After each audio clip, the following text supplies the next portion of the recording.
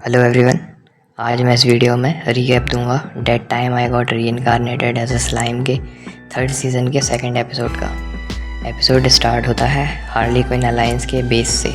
यहाँ मौजूद होते हैं Kagali, Yuuki, Footman, Laplace, tier.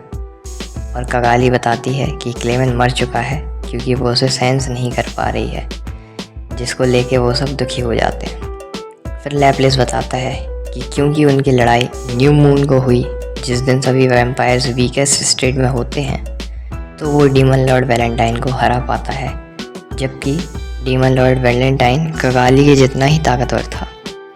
फिर यूकी बताता है कि कैसे क्लेमेन के साथ उसका बेस, फोर्सेस, ट्रेजर, ज्वेल्स भी चले गए।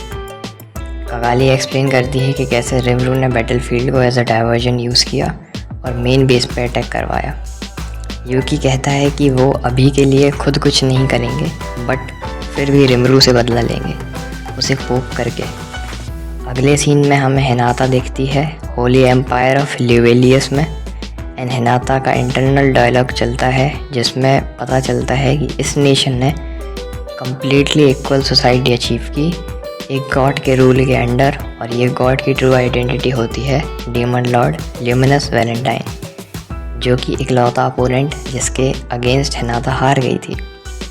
फिर हिनाता सोचती है कि क्लोई ज़्यादा ही सॉफ्ट थी और वो उस पर रिलाई नहीं कर सकती।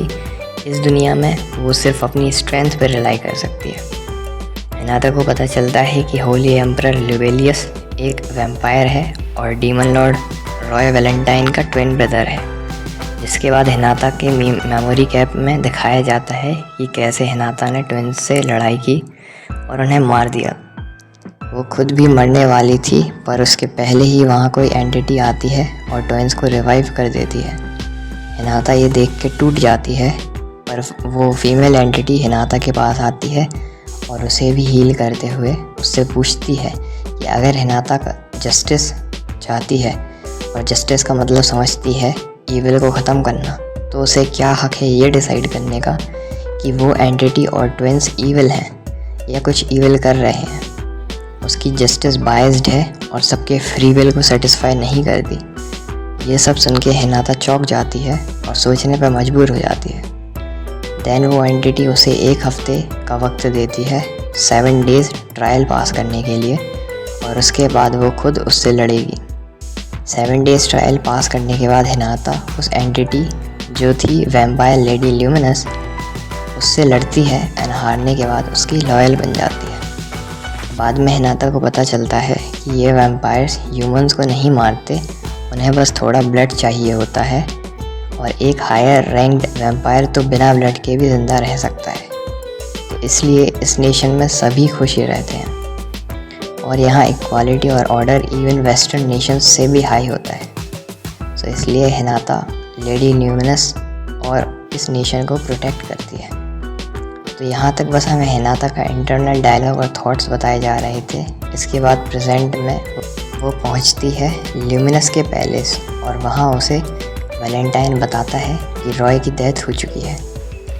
एंड अब समस्या ये है कि रॉय को एज अ थ्रेट बता के और उसको कंट्रोल करके लोगों का विश्वास जीता गया था, जो कि अब उसकी डेथ के बाद कम हो सकता है। फिर रिमरू और उसके टाउन के बारे में डिस्कशन होता है। अगर ऐसे ही डेवलपमेंट होगा तो एंजल्स नोटिस कर लेंगे, और जो अच्छा नहीं होगा। यहाँ वैलेंटाइन कहता है कि अगर रिमरू का टाउन इमर्ज करेगा तो ह्यूमैनिटी के पास एक नया एनिमी टारगेट होगा जो रॉय को रिप्लेस करने के लिए अच्छा है, एंड वेस्टर्न चर्च का इससे फ़ायदा होगा। फिर हिनाता इससे एग्री नहीं करती। वो सोचती है कि अगर वो टाउन स्टेबल हो और ह्यूमैनिटी के साथ कोएग्जिस्ट करे तो ज़्यादा बेहतर होगा। हिनाता कहती है कि जिससे वो मिलने वाले थे वो ईस्टर्न मर्चेंट जो उसे इन्फॉर्मेशन दे रहा था, वो हिनाता को यूज़ कर रहा था, तो शायद रिमरू को एस्केप करने देना ही सही डिसीजन था।